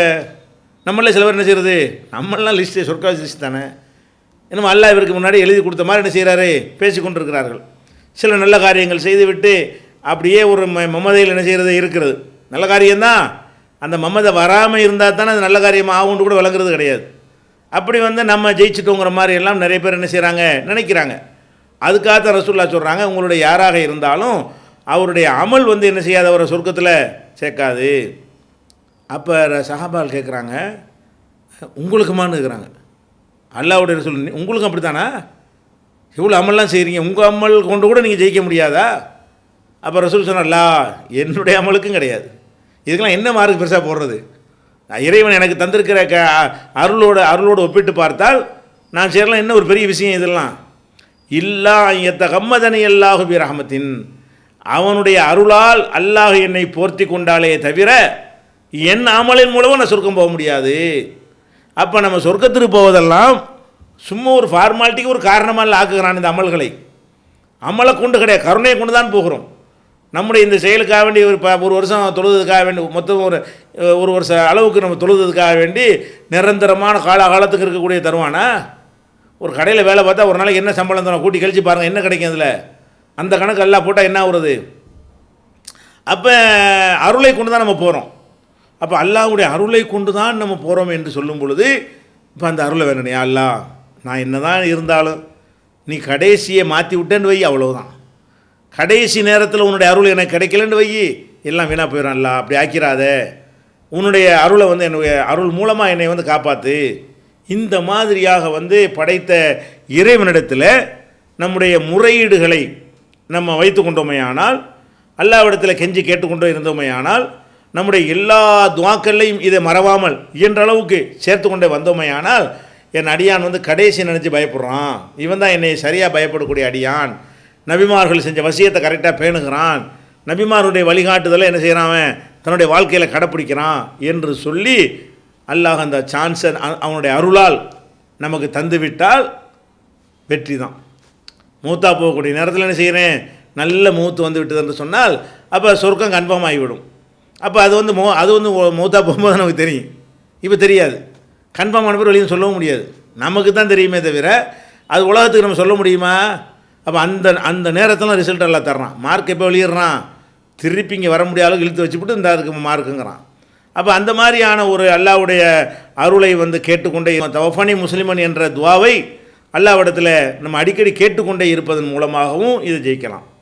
டிஎன்டிஜே நடத்தும் ஆதரவற்றோர் முதியோர் இல்லம் பெற்றோர்களை பராமரிக்க வேண்டிய பிள்ளைகள் தங்கள் மார்க்க கடமைகளை மறந்து அவர்களை வீட்டை விட்டு வெளியேற்றி எவ்வித ஆதரவும் இல்லாத அனாதைகளாக அடுத்த வேளை உணவுக்கு கூட யாருடைய உதவியையாவது எதிர்நோக்கி காத்திருக்க கூடியவர்களாக மாற்றி விடுகின்றனர். அவர்களை தத்தெடுத்து உணவு, உடை, இருப்பிடம் மற்றும் மருத்துவ தேவையை பூர்த்தி செய்து கொடுத்து பராமரிக்கும் சேவையை தமிழ்நாடு தௌஹீத் ஜமாத் மேற்கொண்டு வருகிறது. மறுமை வாழ்க்கைக்கு மகத்தான வெற்றி தரும் இதுபோன்ற சேவைகள் தொடர தங்களின் பொருளாதாரத்தை வாரி வழங்குவீர். உங்களது நன்கொடைகளை டிடியாகவோ செக்காகவோ மணி ஆர்டராகவோ அனுப்பலாம். டிடி அனுப்புபவர்கள் தமிழ்நாடு தௌஹீத் ஜமாஅத் வங்கி கணக்கு எண் 7882748827 இந்தியன் வங்கி மண்ணடி கிளை என்ற பெயரில் எடுத்து அனுப்ப வேண்டிய முகவரி தமிழ்நாடு தௌஹீத் ஜமாஅத் மாநில தலைமையகம் 30 அரண்மனைக்காரன் தெரு மண்ணடி சென்னை 1. இரக்க குணம் கொண்டோரே, அஸ்ஸலாமு அலைக்கும். தாய் தந்தையரையோ அல்லது இதில் ஏதாவது ஒருவரையோ இழந்து வாடும் ஆதரவற்ற பிள்ளைகள் நம் சமுதாயத்தில் ஏராளம். பெற்றோர்களின் அரவணைப்பின்றி ஏங்கித் தவிக்கும் இவர்களுக்காகவும், பெற்றோர்கள் இருந்தும் வறுமையின் காரணமாக வாழ்வாதாரத்திற்கு வாடிக்கொண்டிருக்கும் சிறுவர்களுக்காகவும் விசாலமான கட்டிடத்தில் அர் ரஹ்மான் சிறுவர் ஆதரவு இல்லம் செயல்பட்டு வருகிறது. பாசத்தோடும் பரிவோடும் தாயுள்ளத்தோடு பராமரிக்கப்பட்டு வருகின்றனர் இந்த சிறார்கள். மார்க்க நெறியோடும் ஒழுக்க மாண்போடும் நடத்தப்பட்டு வரும் இந்த சிறுவர் ஆதரவு இல்லம் உணவு, உடை உள்ளிட்ட அனைத்தும் முற்றிலும் இலவசமாகவே வழங்கப்பட்டு வருகிறது. ஒரு சிறுவனுக்காக மாதந்தோறும் ஆகும் செலவு ரூபாய் 4000. ஒரு வருடத்திற்கு ஒரு சிறுவனுக்கு ரூபாய் 48,000 செலவாகிறது. நானும் அனாதையின் காப்பாளரும் சொர்க்கத்தில் இணைந்திருப்போம் என அல்லாஹ்வின் தூதர் ஸல்லல்லாஹு அலைஹி வஸல்லம் கூறியுள்ளார்கள். எனவே எங்களோடு சேர்ந்து நீங்களும் இவர்களுக்கு ஆதரவு கரம் நீட்ட மறுமையில் அதிகம் நன்மையை பெற்றுத்தரும் இந்த மகத்தான பணிக்கு உங்களின் ஜகாத் மற்றும் நன்கொடைகளை தாராளமாக வாரி வழங்கிடுவீர். உங்களது நன்கொடைகளை டிடியாகவோ செக்காகவோ மணி ஆர்டராகவோ அனுப்பலாம். டிடி அனுப்புபவர்கள் தமிழ்நாடு தௌஹீத் ஜமாஅத் வங்கி கணக்கு எண் 7882748827 இந்தியன் வங்கி மண்ணடி கிளை என்ற பெயரில் எடுத்து அனுப்ப வேண்டிய முகவரி தமிழ்நாடு தௌஹீத் ஜமாஅத் மாநில தலைமையகம் 30 அரண்மனைக்காரன் தெரு மண்ணடி சென்னை 1. அடுத்ததாக நம்முடைய இந்த மாதிரி நம்ம என்னதான் நினைத்தாலும் அல்லாஹ்வே என்ன செய்கிறான்னு கேட்டால் நமக்கு ஒரு பெரிய ஒரு எதிரியை உலகத்தில் உண்டாக்கி வச்சிருக்கிறான். நம்முடைய தாய் தந்தையரை ஆதம் ஹவ்வாவை வெளியேற்றினா அது சொல்லியே காட்டுறான். ஆதமுடைய மக்களே, உங்களுடைய தாய் தந்தையான ஆதம் ஹவ்வாவை ஷைத்தான் சொர்க்கத்திலிருந்து வெளியேற்றின மாதிரி உங்களை வெளியேற்றி விட வேண்டாம் என்று நமக்கு அப்படி சொல்லி காட்டி எல்லாம் என்ன செய்கிறான், மென்ஷன் பண்ணி காட்டுகிறான். அப்போ நமக்கு ஒரு வலிமையான ஒரு எதிரியை கொண்டாந்து நிப்பாட்டிருக்கிறான். அவனுடைய வலிமையோடு ஒப்பிடும் பொழுது நம்ம வலிமையை கொண்டு அவனை ஜெயிக்க முடியாது. இப்லீஸுடைய ஷைத்தானுடைய வலிமையை நம்ம ஜெயிக்க இயலுமா? முன்னாடி வந்து நின்னா குத்திட்டு போயிடலாம். அவன் எப்படி வர்றான்னு தெரியாது. நம்ம உள்ளத்துக்களை இருந்துக்கிட்டு நம்மையே நமக்கு எதிராக்கி விட்டுருவான். எதிரி வெளியே இருந்தாலும் சண்டை போடலாம். கெட்ட செயல் செய்ய வைக்கிறேன்னு செய்வான். உங்களை கையை பிடிச்சி இழுத்துட்டு போனால் அவனை ஒட்டி கன்னத்தில் அறிஞ்சு என்ன செய்யலாம், ஏன்டா இழுக்கிறேன்னு கேட்கலாம். அவன் உள்ளுக்குள்ள நுழைவான். கொஞ்சம் குடிச்சு பார்த்தா என்னம்மா உங்களுக்கும் விட்டுருவான். உங்கள் கையை கொண்டு உங்கள் கண்ணை குத்துறது இருக்குல்ல, அவ்வளோ பெரிய ஒரு எதிரியாக்காம. அப்போ வஸ்விஸ் ஃபீ சுதூரின்னாஸ், மனித உள்ளங்களில் நுழைந்து தீய எண்ணங்களை எல்லாம் உருவாக்கக்கூடிய ஒரு வல்லமை ஆற்றல் பொருந்திய ஒரு பெரிய எதிரியை அல்லாஹ் தந்திருக்கிறான். அப்போ அந்த எதிரியை வந்து நம்ம சுய பலத்தை கொண்டு நம்ம என்ன செய்ய முடியாது, வெல்லவே முடியாது. அவன் தான் ஜெயிப்பான். இப்லீஸை ஷைத்தானை பொறுத்த வரைக்கும் அவன் தான் ஜெயித்து விடக்கூடிய அளவில் அவ்வளோ ஒரு வலிமையான ஒரு பவர்ஃபுல்லான ஒரு எதிரி நமக்கு இருக்கிறான். அப்போ அந்த ஷைத்தான் வந்து அவனுக்கு தெரியுமில்ல, இது நம்ம தான் தெரியாமல் இருக்கிறோமே தவிர அவனுக்கு தெரியும். இவன் லாஸ்ட்டில் கரெக்டாக போயிட்டானா சொர்க்கத்துக்கு போயிடுவான்ட்டு. அவனுக்கு ஒவ்வொரு வினாடி அவன் தெரியும். இவன் இப்போ என்ன ஆட்டம்னா போட்டு போகிறாங்க, என்ன தொழுதுட்டு போகிறாங்க. கடைசியில் பார்த்துக்கிட்ட உடனே லாஸ்ட்டு நேரம் வரும்போது உடனே அவனுக்கு நம்முடைய லாஸ்ட்டு அவனுக்கு தெரியாது. அதையும் எல்லாம் மறைச்சி தான் வச்சுக்கிறான். ஆனால் அடிப்படை அவனுக்கு தெரியும். கடைசி நேரத்துடைய செயலை கொண்டு தானே எல்லாம் தீர்மானிக்கப்படும். நாளைக்கு ஒரு வாய்ப்பு எனக்கு வராமையாக போயிடும் என்று சொல்லி ஷைத்தான் அந்த வாய்ப்புக்காக காத்துக்கொண்டு நம்ம இந்த மாதிரி ஷைத்தானை முறியடிக்கிறதுக்கு பெரிய ஆயுதத்தை கையில் எடுக்கும் பொழுது பலவிதமான எண்ணங்களை என்ன செய்வான் நமக்கு உண்டாக்கி இந்த முஸ்லீமாக மரணிப்பதிலிருந்து நம்மை வந்து என்ன செய்வான், உலக ஆசையை காட்டுவான். பார்க்கவே அவ்வளோ இன்பமாக இருக்கும். இந்த மரணத்தையெல்லாம் மிஞ்சக்கூடிய வகையில் என்ன இருக்கும், அதனுடைய கவர்ச்சிகள்லாம் இருக்கும். அதை வந்து பார்த்தாலே வந்து அதான் உலகம், அதான் இன்பம், எல்லாமே அதுதாங்கிற மாதிரி நமக்கு தோணும். அப்படி எல்லாம் ஒரு அழகான முறையில் நமக்கு சித்தரித்து காட்டி அதில் கொண்டே நம்மளை என்ன செய்வான், வீழ்த்துருவான். நம்மளாக போய் வழியை இழுத்து கொண்டே போட மாட்டான், நம்மளாக தான் போய் விழுவோம். அப்போ அதுக்கு என்ன பண்ணுறது? அப்போ அல்லாஹ் சொல்லி காட்டுறான், ஷைத்தானுடைய தூண்டுதல் வந்து விட்டது என்று சொன்னால் அல்லதீன இதா மஸஹும் தாயிஃபும் மின ஷைத்தான். அப்போ வந்து ஷைத்தானுடைய ஒரு சின்ன ஒரு தூண்டுதல் வந்துவிட்டது என்று சொன்னால் உடனே விழித்து கொள்ள வேண்டும். அப்போ இறைவா இப்லீஸ் ஷைத்தானுடைய ஆதிக்கத்தை நீ காப்பாற்றி என்று அதுக்கு குறிப்பிட்டு ஒரு பாதுகாப்பு தேட வேண்டும். அல்லாஹ்விடத்தில் இறைவா ஷைத்தானிடமிருந்து என்னை பாதுகாப்பாயாக என்பதற்கும் ஒரு பிரத்யேகமான ஒரு அவனை சொல்லி காட்டி, எதிரியை சொல்லி காட்டி, இவ்வளோ பெரிய எதிரியை நியமித்திருக்கிறாய், இதை என்னுடைய மனிதன் என்ற பலத்தை கொண்டு என்னால் அவனை ஜெயிக்க முடியாது, என்னை விட அவன் வலிமை, எனக்கு உள்ளத்தில் ஊடுருவ இயலாது, அவன் உள்ளத்தில் ஊடுருவான், எனக்கு என்னை எதிரியாக்கி விடுவான், நானே கூடாதுன்னு நினைக்கிற ஒரு காரியத்தை என்னை வைத்தே அவன் செய்ய வைத்து விடுவான், அந்த மாதிரியான ஒரு பெரிய எதிரியை நீ வைத்திருக்கிறாய், அவனை சுய சக்தியால் நான் ஜெயிக்க முடியாது. அப்படி தானே இப்லீஸ் சொன்னான். இப்லீஸ் என்ன சொன்னான்? இல்லை ஊகுவி என்னகும் அஜ்மாயின், எனக்கு மட்டும் ஒரு டயத்தை கொடு, இந்த ஆதம்ங்கிற ஒரு ஆளுக்கு நீ அவரை படைச்சி அவருக்கு மரியாதையை கொடுத்து அவருக்கு என்னை பணியை சொல்லி இப்படி பண்ணினியா இல்லையா, இதுக்காக வேண்டி எனக்கு ஒரு சான்ஸ் கொடு, நீ எந்த ஆதமே நீ சிறந்த ஆள்னு சொன்னியோ அந்த ஆதமுடைய பிள்ளைகளையெல்லாம் நான் வழிகெடுத்து காட்டுறேன் அப்படின்னு சொல்கிறான்.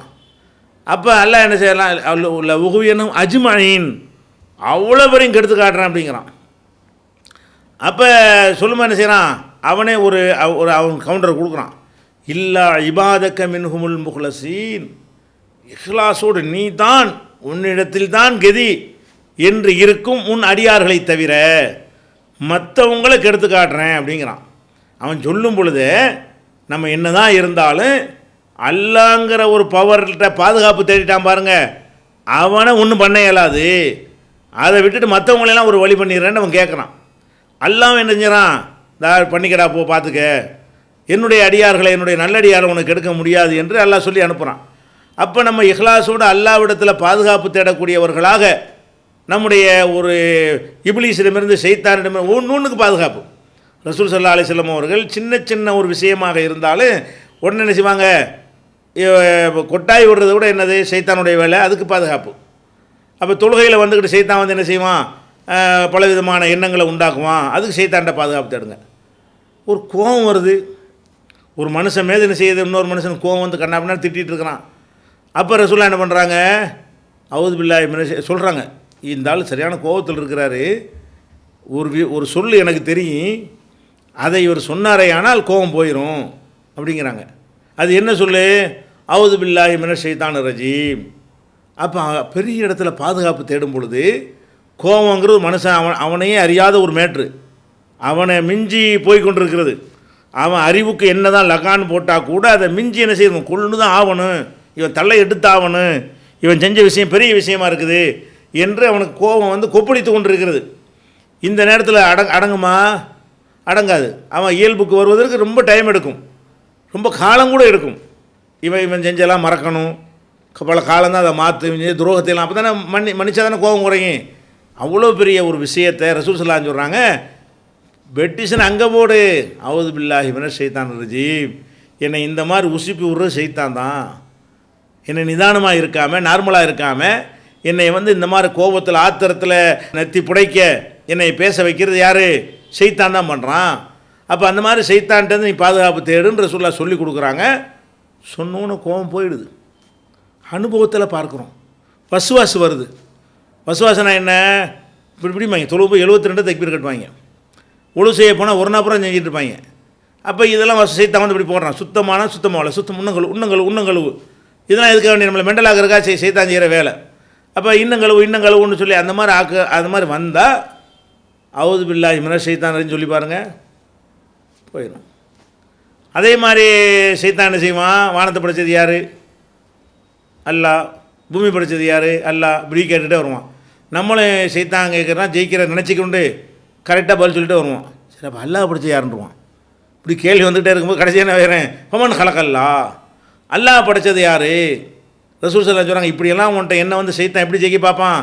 அதை படித்து இதை படித்து ஒன்றுக்கு படைச்சால் வேணும் என்று சொன்னால் இப்போ அல்லாங்கிற இப்போ அதை ஒரு ஆள் படைச்சிருக்கணும்ல, அப்படிங்கிற மாதிரி உள்ளுக்கு என்ன செய்வான்? படிப்படியாக ஏறி நம்ம வாயிலேருந்து அந்த வார்த்தையை வர வச்சுருவான், மனசில் நினைக்க வச்சுருவான். அந்த மாதிரி வந்தால் இடது பக்கம் துப்பி விட்டு அவுது பில்லாஹி மினஷ் ஷைத்தானிர் சொல்லி மறைந்து விடும், உடனே போயிடும். அல்லாஹ் படைச்சது யாருன்னு கேட்டால் கண்ணு முன்னாடி ஷைத்தானை ஜெயிச்சு காட்டலாம்.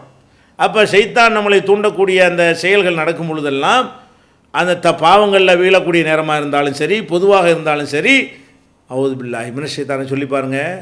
ஒருத்தர் திருட போகிறீங்க, யாரெல்லாம் இதனுடைய கடைசின்னு நினைத்து கொண்டு திருட போகும்போது ஷைத்தான் தான் தூண்டுறான், அவுது பில்லாஹி மினஷ் ஷைத்தானிர் ரஜீம். ஏன்னா ஷைத்தான் எப்போல்லாம் நம்மளை தீண்டுவானோ அப்போவெல்லாம் அங்கே தான் போய் அவுது பில்லா, அல்லாட்ட கேட்குறேன், டேய் உன்ட்ட கேட்க மாட்டேன், என்னை படைச்ச அல்லாட்ட கேட்குறேன், போடா நான் ஏன்னு சொன்னால் ஓடி போயிடுவான், அல்லா ஓட வச்சிருவான்.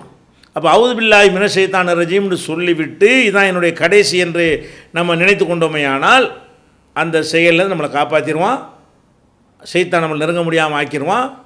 நம்ம முஸ்லீம்கள் எப்படி வாழ வேண்டும் என்று ஒட்டுமொத்த குர்ஆனில் சொல்லப்படுகிறதோ அப்படி வாழ்ந்துட முடியும். முஸ்லீமாக எப்படி வாழ்ந்தானே கேட்குறீங்க? தொழுகை, நோன்பு, ஜக்காத், ஹஜ் எல்லாம் செய்ய வேண்டும், தான தர்மம் எல்லாமே செய்ய வேண்டும், மது, போதை, விபச்சாரம், குடி, கூத்து எல்லாத்தையும் விட்டு விலக வேண்டும். இதான முஸ்லீமாக வாழணுங்கிறது. எல்லோரும் இதைத்தானே சொல்லுவாங்க. இதெல்லாம் செய்வதற்கு என்ன வேணும்? அஸ்திவாரம் வேணும்ல, பலமாக இருக்கணும்ல. இதெல்லாம் எப்படி இருந்தால் இதெல்லாம் சாத்தியமாகும், எப்படி இருந்தால் இதெல்லாம் நம்ம ஆர்வமாக செய்ய முடியும், எப்படி இருந்தால் இந்த மாதிரி கெட்ட செயலில் விடுபட முடியும். இப்படி இருந்தால் தான் ஒலா தமூத்துன்ன இல்லா வந்து முஸ்லிமூன், முஸ்லீம்களாகவே தவிர மரணிக்கக்கூடாது, என்னுடைய கடைசி செயல் இஸ்லாமாக இருக்கணும். இதுதான் நீங்கள் முஸ்லீமாக எப்படி வாழணும் என்று கேட்டதற்கான பதில், உரையுடைய விளக்கம். குர்ஆனை எடுத்துக்கொள்ளுங்கள். இந்த அட்டையிலேருந்து அந்த அட்டை வரைக்கும் என்னென்ன இருக்கோ அவ்வளவையும் தான் ஒரு முஸ்லீம் செய்ய வேண்டும்.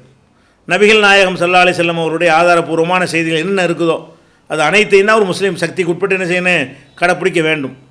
முஸ்லீமாக வாழ்வது என்ன செய்யணும்னா இதுதான் சொல்லுவாங்க எல்லாரும். குர்ஆனில் உள்ளபடி நடக்க வேண்டும், ஹதீஸில் உள்ளபடி நடக்க வேண்டும். இது கரெக்டு தான். அப்போ ஹதீஸில் உள்ளபடி குர்ஆனோடு எப்படி நடக்கிறது, எப்போ நடக்க நம்மளை தூண்டும், எப்போ இந்த செய்தனால் மிஞ்சி நம்ம அந்த மாதிரி செய்ய முடியும், நம்மளையெல்லாம் வலை வீசி இழுப்பதற்கு தீய சக்திகள் காத்து கொண்டிருக்கும் பொழுது அவங்களை எப்படி முறியடித்து விட்டு நம்ம நல்லவனாக வாழ முடியும் என்பதற்கு உரிய ஒரே மருந்து மரணத்திற்கு எப்போதும் மரணம் எப்போதும் வரலாம். நான் மரணிக்கும் போது முஸ்லீமாக மரணிக்க வேண்டும். இறைவா நீ அருள் புரிவாயாக, இந்த ஷைத்தானுடைய பிடியிலிருந்து என்னை காப்பாற்றுவாயாக, இந்த எண்ணத்தோடு என்னை வாழச் செய்வாயாக என்று நீங்கள் சங்கற்பம் எடுத்துக்கொண்டீர்களேயானால், உறுதி எடுத்துக்கொண்டீர்களேயானால், அப்போ நம்ம முஸ்லீமாக எப்படி வாழ்வது என்பது எளிதாகிவிடும்.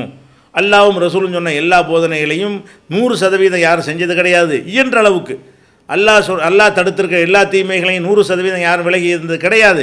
இயன்ற அளவுக்கு, முடிந்த அளவுக்கு அதிலிருந்து விலகி இருந்தாலே அல்லாஹ் அவ்வளோதான் எதிர்பார்க்கவும் செய்கிறான். ஓரளவு 1-2 இப்படி செய்யத்தான் செய்யணும். 1-2 இப்படி நினைக்காமல் தப்பு செய்யாமல் இருக்க முடியாது. இந்த மலக்கையை படைச்சிருக்கான்ல, ரசூல்லா அப்படி சொல்கிறாங்களே, நீங்கள் ஒரு பாவம் செய்யலைன்னு வைங்க, உங்களெல்லாம் அழிச்சிட்டு வேற ஆளால் படைச்சிருவான். பாவம் செஞ்சுட்டு உங்கள் மன்னிப்பு தருவார்கள். அப்போ பாவம் செய்யாத ஒரு படைப்பாக இருந்தால் நீங்கள் எல்லாம் விலக மாட்டீங்க. அப்படி 1-2 நம்மளை மீறி நடக்கும். அப்படிலாம் நடக்கத்தான் செய்யும், நடந்தால் தான் மனுஷன். அப்படியான செயல்கள் தான் நம்ம இடத்துல வருமே தவிர முடிந்த அளவுக்கு நம்ம நல்லவர்களாக வாழ முடியும். அந்த மாதிரியான திருக்குர்ஆனிலும் நபிகள் நாயகம் அவருடைய வழிகாட்டுதலையும் உள்ள எல்லா நல்லறங்களையும் செய்து எல்லா தீமைகளிலிருந்து விலகி நடக்கக்கூடிய நல்ல முஸ்லீமாக வாழ்வதற்கு அல்லாஹ் நமக்கு அருள் புரிவானாக. வாஹிரு தாவானா அல்ஹம்துலில்லாஹி ரப்பில் ஆலமீன். அஸ்ஸலாமு அலைக்கும். Allah